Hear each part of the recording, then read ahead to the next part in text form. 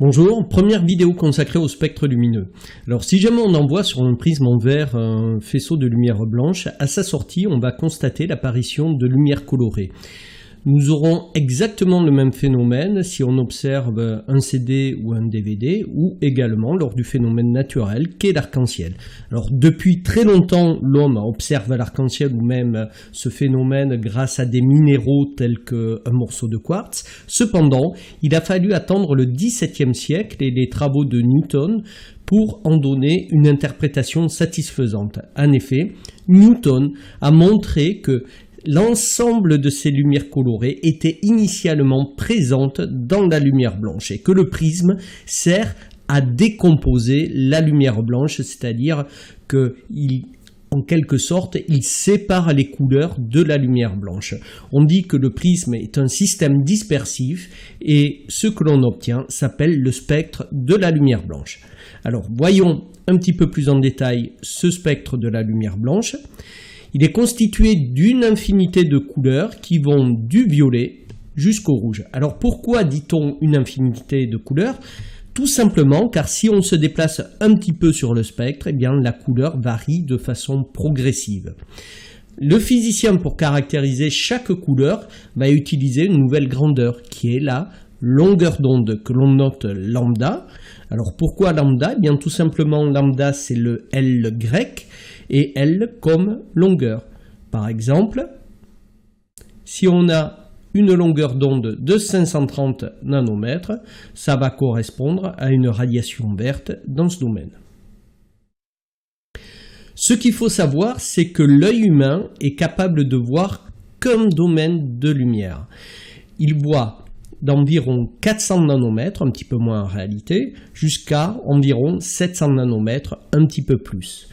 Avant ce domaine-là, il s'agit des ultraviolets et après 700 nanomètres, il s'agit des infrarouges. Nous allons voir maintenant que les spectres peuvent être classés en deux grandes catégories et la première d'entre elles, ce sont les spectres d'émission. Un spectre d'émission, c'est ce que l'on obtient dès que l'on envoie directement la lumière émise par une source de lumière sur un prisme. En fonction de la nature de la source de lumière, on va obtenir des spectres différents. Dans un premier cas, si on utilise une lampe à incandescence, le spectre obtenu sera un spectre d'émission continue. Pourquoi continue? Eh bien tout simplement car on passe d'une couleur à l'autre progressivement. Et ce spectre étant constitué de plusieurs couleurs, il est qualifié de polychromatique. Si jamais on envoie la lumière émise par un laser sur un prisme, on va obtenir une seule raie colorée. On parle de spectre de raie d'émission. Et comme on a une seule couleur, le spectre est monochromatique.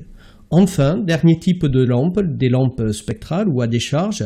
Cette fois-ci, le spectre sera également un spectre de raie d'émission, mais au pluriel. En effet, on va avoir dans ce spectre plusieurs raies colorées. Le spectre sera donc polychromatique.